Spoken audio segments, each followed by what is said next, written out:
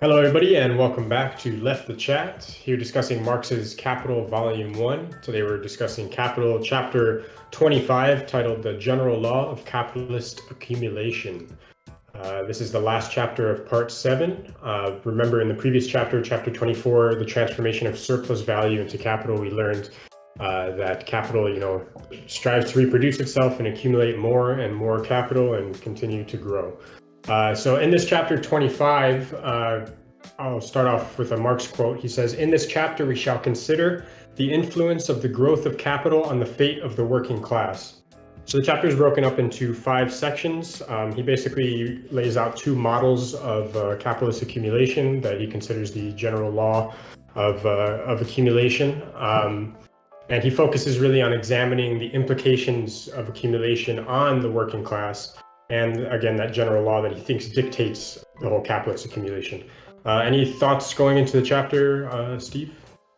Nothing stood out to me. I mean, as far as like what I expected to come out of this chapter, I just kind of had in mind just like, okay, well, he's talking about accumulation, so he's going to talk about like how does, I guess the main question is, how does this capital accumulation, like amount of this constant sucking up and this constant growth in this one part of segment of the population, how that affects the greater part of the population, the working class. Mm-hmm. So I felt like this was going to be a relevant chapter to today's time, modern time, because obviously, wealth inequality and income inequality is such a pertinent topic. But and I would have to say, like the first 4 parts are definitely relevant, but that last part was definitely not. But we'll talk about that when we get to it. Yeah, no, definitely. When we talk about centralization and how monopolization of companies and stuff, that's very relevant to today. But in that same vein, I'm glad you said that, because before examining the chapter, I'd like to remind everybody, Marx's analysis in Volume 1 is based around a closed system. That is, that his assumptions haven't necessarily panned out in their entirety since his time. I'm going to jump to the end of the chapter really quick with a quote. He says on page 798, with regard to the general law that he lays out, he says, "Like all other laws, it is modified in its working by many circumstances, the analysis of which does not concern us here." So his analysis is really based around the assumptions of what would happen if, free market, laissez-faire capitalism was implemented, meaning there is no market regulations, etc. Basically, the world that libertarians want, I guess, anarcho-capitalists would want. He always kind of has that same assumption, right? Like, I assume a perfect market, and then let's see what plays out. It's basically he's taking the theories, and this is why the title of the book is A Critique of Political Economy, right? Because he's taking the theories of classical political economists at the time, and he asks, what world would emerge if those political economists got their way, namely an increasing accumulation of wealth at one end, and then at the other end, an accumulation of misery for workers, is what Marx, sees panning out if they were to get their way. And of course, who wants to convince us that creating the world in this way is right? The wealthy capitalists, of course. They want to convince us that free market, laissez-faire capitalism is the way to go. So that I just wanted to give as a quick background and kind of jump to the end, but now I'll go back to the beginning of the book. So in section 1, he describes what he calls the composition of capital, that's made up of 3 types of compositions. Before I just define these types really quick, I'd like to just point out what Harvey points out, actually, is that these terms were introduced late in the volume, in part to reflect some of the work he was working on in Volume 3. So they're not necessary to understand the argument that's being laid out in Chapter 25. So I'm just going to define them, and then we'll move on without really going into too much detail, because I don't think it's necessarily fundamental to understanding what Chapter 25 is about. So he does come back to these terms throughout the chapter.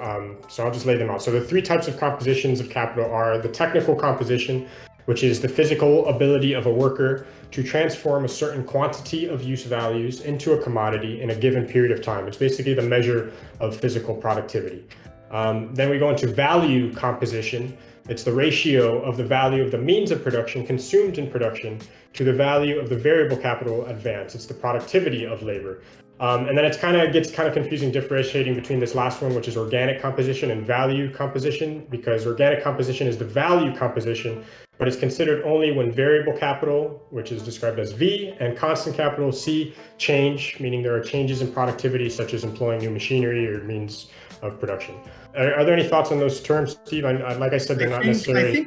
I think to clarify on that last one, I think what he means is that as accumulation occurs, there is a he kind of contradicts himself a little bit, because in part one in this section he says, as capital accumulates, there's a growth, right? There's an expansion of production, and that increases both labor and constant capital. But then later on, I think in part three of this, he kind of says the opposite, where he's like, okay, but like as constant capital is, as accumulation happens and growth expands, less and less labor is needed because more and more money is being put into constant capital. So I think that's what he means by that organic versus value, is that eventually those kind of things swap with each other. Like more and more value is being created out of the constant capital rather than the variable capital. Right. And yeah, variable capital being labor, of course. Right. So in that first section, he lays out what I mentioned as one of the two laws or the models of capitalist accumulation. So the first obvious effect of accumulation of capital is increased demand for labor power. And Marx says accumulation of capital is therefore multiplication of the proletariat. So accumulation, of course, you're getting more capital, you need to produce more, you need more labor. And then what Marx questions is whether or not it leads to a rise in wages depends on the available population, right? So as more of the population becomes employed, wages go up and lower the rate at which the workers are exploited. But if the massive surplus value diminishes at some point for whatever reason, then the demand for labor decreases, and then increasing exploitation. I just want to remind that the massive surplus value is the surplus value which the working day of one laborer supplies multiplied by the number of laborers employed. It's kind of like a circular motion, right? You have labor, and then that labor provides surplus labor, and it gets transferred into surplus value that ends up fueling that growth and that expansion. And then that growth and expansion, like you just said, makes the capitalist say, oh shit, I need more workers and more machinery, so I'm going to go out there and look for the workers. But if they don't exist, then I got to raise wages to kind of like, get people into my factory and or attract them to my factory. But then eventually those wages will kind of hit like a place where they're too much a surplus value is going into paying those additional wages, or those increase in wages. So then the amount of money, the profits, the surplus value that the capitalist starts getting starts becoming smaller and smaller, and then the capitalist is like, oh shit, I can't keep hiring people, or I can't keep raising wages because I'm not getting as much money as I used to, and that's what brings down growth, and then the cycle kind of starts all over again. Yeah, so basically accumulation causes exploitation to oscillate, from like wages rising, and then accumulation is constant, and then wages fall when accumulation slackens, and then profits then have a chance to revive themselves, and the process repeats itself. And I think this kind of lends itself to kind of boom and bust cycle, right? Like that's why, like at the beginning, maybe this is why he kind of it seems like Marx is contradicting himself later in the chapter, because it's like at first he's like, okay, wait a minute, like accumulation like is almost like good for workers, right? Because it's like, well, wages will rise, so this is awesome. But then it's like, well, you're not thinking long term enough, right? Like it'll be good in the short term, but then eventually, as I think what he means is that eventually, as money gets invested in the company, he's going to need more machinery, more products, and that technological change, which I'm sure we're going to touch upon in a moment, is what kills off the wages and reduces variable capital. And eventually it's not good for workers, because through technological change from those initial investments brought on by accumulation ends up being bad for workers in the long run. It's really just all short term that it's good for workers. Yeah, and so to those who say that accumulation is good for the workers, well, Marx then says that all it does is lengthen the quote-unquote golden chain that ties labor to capital. He describes it as the golden chain. A good quote at the end of section 1, just to wrap up this section, that I liked. I think it might be the final sentence. Just as man is governed in religion by the products of his own brain, so in capitalist production he is governed by the products of his own hand. Anything else on that first model of accumulation, which is basically just increasing the you accumulate, so you need more labor to keep up, right, with your accumulation. Pretty much, yeah. That sums up part 1. I'm just like kind of lazing around here, but that pretty much captures the gist of that first section. So it cappies it. It cappies it. It cappies it. Okay, so moving on to the second model of capitalist accumulation, section 2. I'll start again with a Marx quote. He says, "A point is reached in the course of accumulation at which the development of the productivity of social labor becomes the most powerful lever of accumulation." So this second model of accumulation analyzes the impacts of technological and organizational changes on productivity, which you just brought up. So as capital grows, there are also these changes in the technical compositions of capital. These could be changes in terms of all these different things we've discussed previously, in terms of cooperation. There's new divisions of labor, the application of machinery, there's science, advancements in technology, all these ways to increase the productivity of labor, right? And all at the same time, labor power doesn't change. We're still human, but all that same while, machinery is getting better and better. Real quick before I move on, anything? No, I pretty much kind of talked about this already last time. Is that's where I felt like he kind of contradicts himself a little bit, right? But I think it's not really a contradiction. It's more of like talking about different time, like not series, just different time frames, right? Like there's the short-term benefits, but then the long-term is that technological change from the result of this accumulation is what ends up screwing up workers. Are you saying the contradiction between the first and the second model? Is that what you're saying? Yeah, a little. I felt like it was a contradiction at the beginning, but when I thought about it more, because again, like just to clarify what I'm saying is like in the beginning, he's like, oh, accumulation, eventually, the capitalist expands and they raise wages, and that's great, But then in the second part, he's like, okay, yeah, but that expansion also leads to constant capital investments that eventually screw up workers, because then they don't need as many laborers anymore because of that. And then so it's actually not, accumulation is not good. So that's what. I was going to say this later. On, but I'll just say now that I guess it's more of a choice, right? I mean, capitalists can either then accumulate with the existing technology and just increase, their labor pool, right? And then they could enter that world of Model 1, or they could enter the world of Model 2, where they invest in technological change and accumulate that way. But the problem with Model 1 is it's difficult to do in the face of this coercive laws of competition, because you have other capitalists that are going with Model 2, right? So that's true. That's right.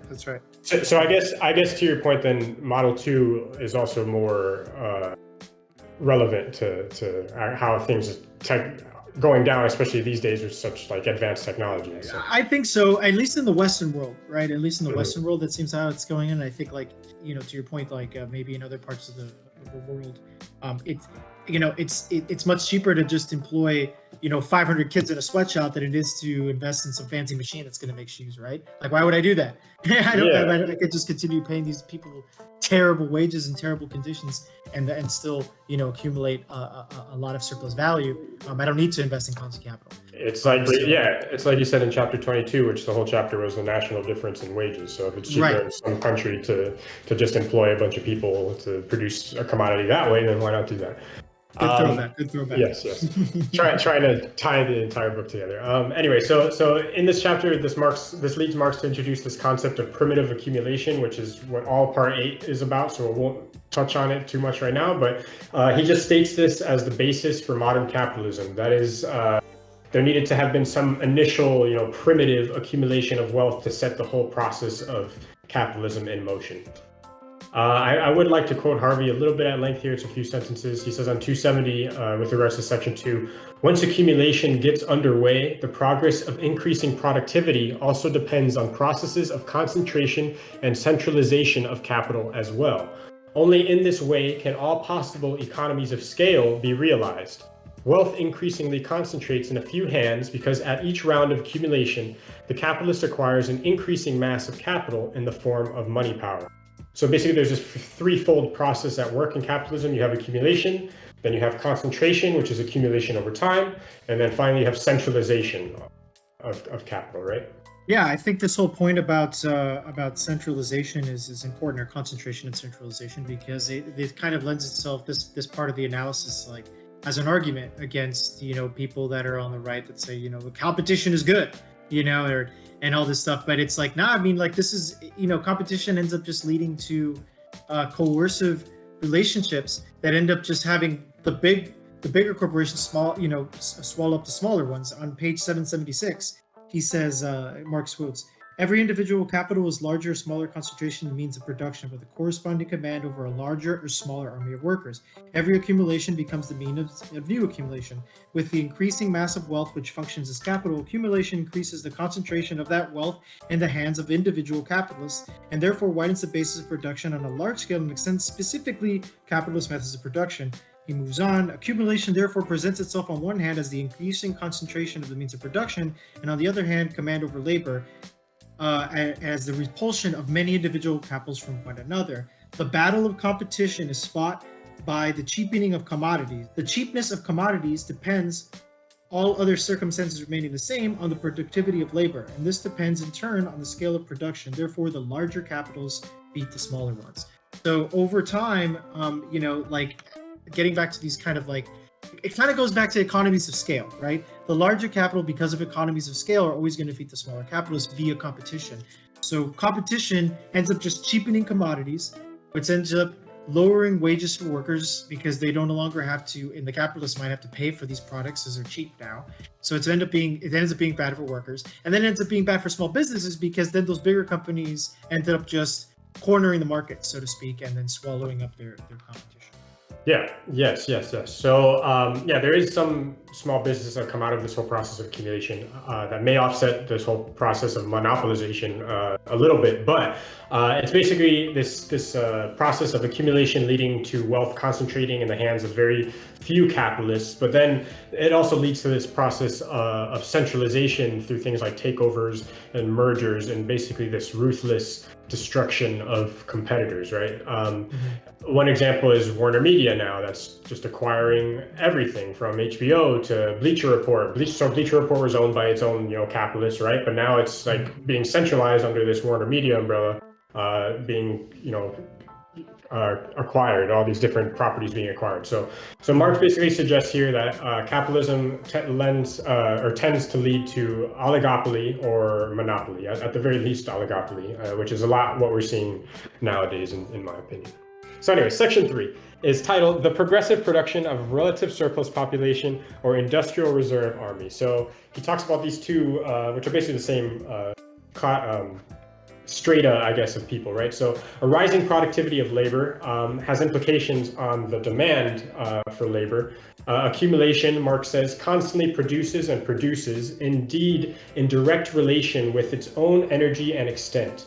A relatively redundant working population, i.e., a population which is superfluous to capital's average requirements for its own valorization and is therefore a surplus population. So it's, once again, it's kind of this theme that we as workers are producing the conditions of our own domination, right? Because this relative surplus population, or industrial reserve army, the title there, is necessary for capitalism to exist. And we've kind of discussed this before. There's always that threat of being fired, and there's always this reserve army of the unemployed to take your job. Yeah, it's almost like built into the system, that unemployment. Even in our metrics, right? They're always like unemployment is good, even though it's considered that, even if it exists, right? Like if it's like at 3% or something, it's great. Because right. And it's like built in to the idea that, like, as long as it's below, a certain threshold, like 5%, 10%, whatever it is, I don't remember that off the top of my head right now, then it's considered that, hey, the economy's great. But then there's always the back of the mind that there's still people out there that are unemployed, or that are not inside of the economic system, and at any point you could be thrown out and somebody else can replace you. Or it's kind of like also there for the capitalists to use to kind of move labor around, right? So like, we suddenly need people over here. I mean, this is an ancient example, but like when we suddenly need to build this railroad over here, well, there's a bunch of unemployed people in this state, let's take them and have them go build that railroad, you know what I mean? So it kind of frees up labor to be able to move it quickly into different projects that, to drive production where it's needed by whatever industrial capitalist at the time. Yeah. So yeah, his concern, Marx's concern, is to show how capitalism produces poverty no matter what the state or rate of population growth, because capitalism creates a relative surplus of laborers through the use of technologies that throw laborers out of work. And this permanent pool of unemployed laborers is necessary for accumulation to expand. Real quick, there is something I just wanted to say. That Harvey says really quick. He says the existence of this relative surplus population typically results in the overwork of those who are employed, since they can be threatened with layoffs unless they work overtime and agree to increase the intensity of their labor. Since capital in our time doesn't like to bear the indirect costs of full-time employees, healthcare benefits, and pensions, the preference to push the employed to work overtime, whether they want it or not, increases even as the pool of unemployed labor also increases. Agreeing to overtime sometimes becomes a condition of employment, and this has become a serious problem in Europe in recent years. The result is overwork and excessive exploitation, et cetera, et cetera. So yeah, and you were kind of bringing up last time, maybe it was last time, how, this whole concept of being overworked, if you're on salary, right? Or the concept of overtime not really being reflected. It's like your wages, rather, your normal wages are not reflective of your worth, so they could just pay you overtime and, pay you that extra. Right, yeah, that whole thing, yeah, like it's like basically like we're gonna pay you shit, and then like we're gonna encourage you to work overtime because then we can actually pay you at market rates rather than actually paying you at market rates during your normal working hours, so that you're not incentivized to overtime. You're like, why would I do that? I have enough money to meet my needs, and I don't want to be overworked. You know what I mean? But when they underpay you from the very beginning, then it's like you're kind of like, well, shit, I am going to take those couple of extra hours because I need it. You know what I mean? So I'm going to expand it from, instead of working 8 hours a day, I'll work 10 hours a day, or 11 hours a day, or 12 hours a day, or whatever, whatever it happens to be. I think. Go ahead. Sorry. I was just going to say something to wrap it up, but no, go ahead. No, well, I think this is a good little quote on 784 where he kind of wraps up this whole idea of the. I was going to say this one, so I'm glad you did. Go ahead. Okay, so maybe it's the same one. I don't know, but it's 784, and it says, "But if the surplus population of workers is a necessary product of accumulation, or if the development of wealth on a capitalist basis, this surplus population also becomes conversely the lever of capitalist accumulation. Indeed, it becomes a condition for the existence of the capitalist mode of production. It forms a disposable industrial reserve army, which belongs to capital just as absolutely as if the latter had bred it at its own cost.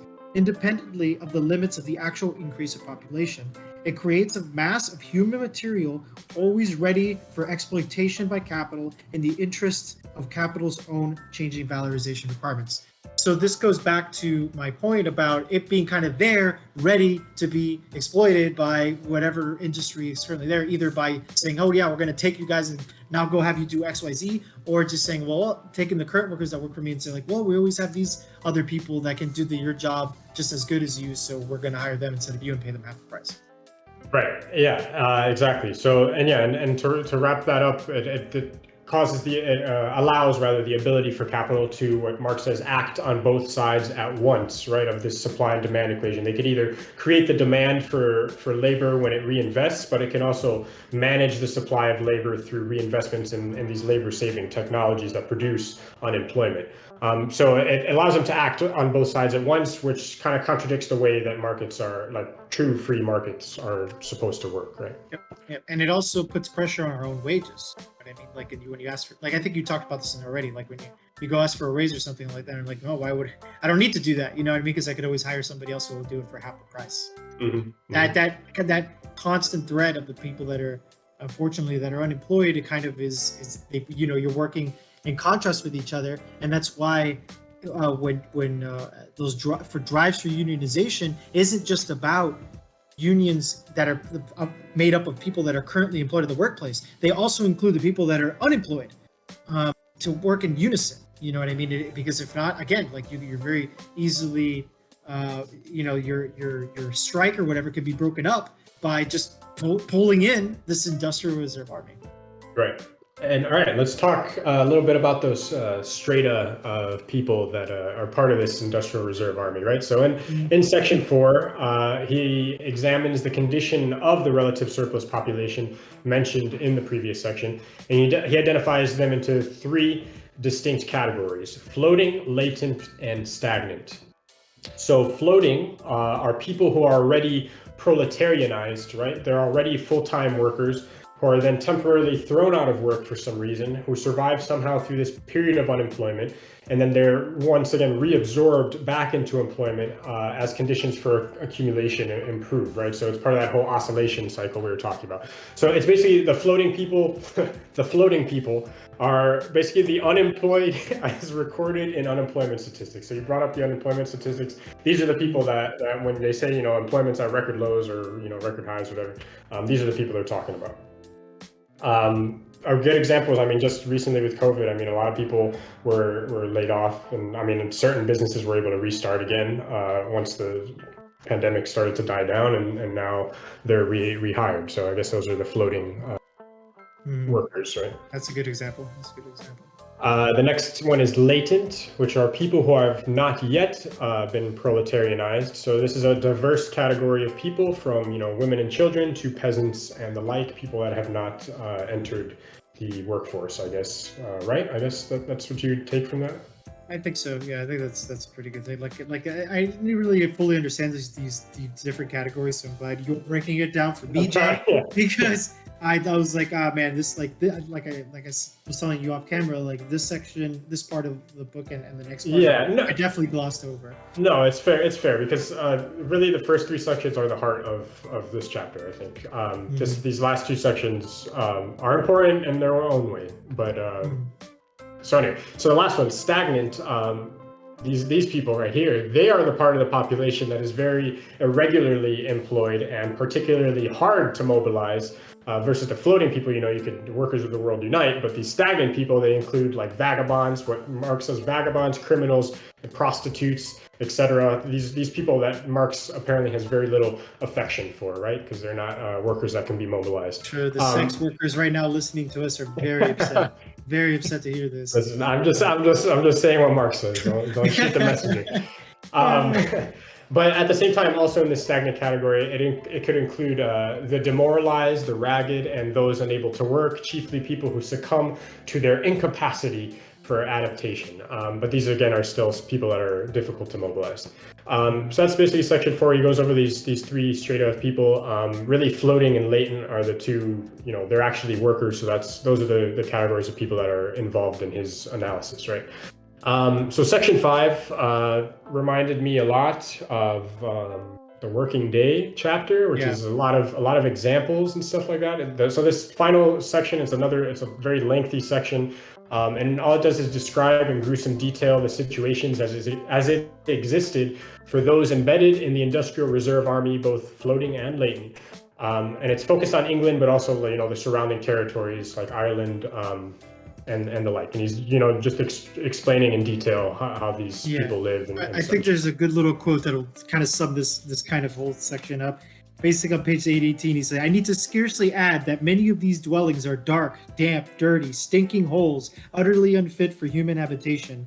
They are the centers from which disease and death are distributed amongst those in better circumstances, who have allowed them thus to fester in our midst."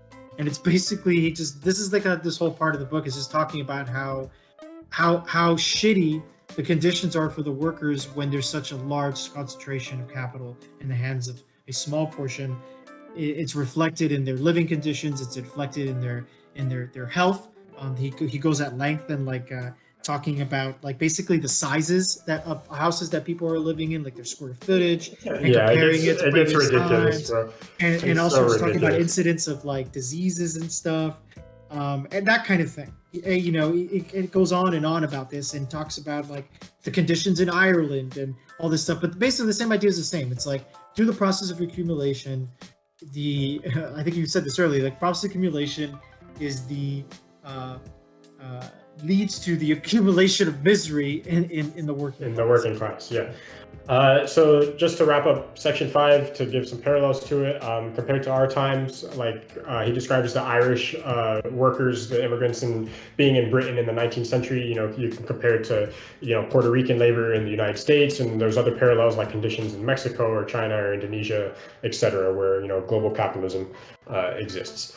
And then quickly, just to wrap up everything, just something that Harvey brings up is he just wanted to remind everybody that the assumptions that govern these chapters and emphasize that the conclusions of this sort are not absolute, but contingent, broadly dependent on the limiting assumptions laid out at the beginning. So like I pointed out at the beginning, it's based on a closed system, and not everything has panned out exactly how he's described, because obviously, there's market regulations, there's different things that happen. There are some things that are relevant. Yeah, we don't exist in a vacuum. Perfect market.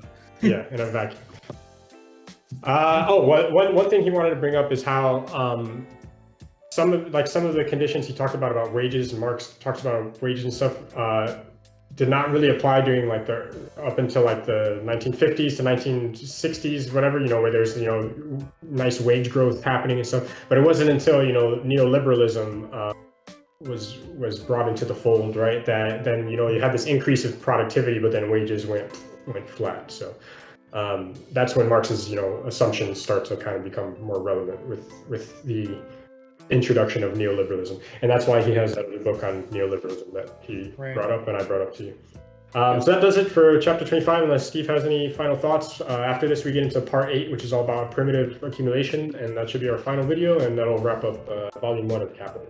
Steve? Yeah, no, I got no other thoughts, man. I'm kind of honestly, I'm impressed with ourselves that we're pretty much at the end here. I'm currently on chapter 30. I think there's only 3 chapters after that. So, and these chapters are really small. So for our audience out there, you've made it this far. You don't have much further to go. These next couple sections are really small.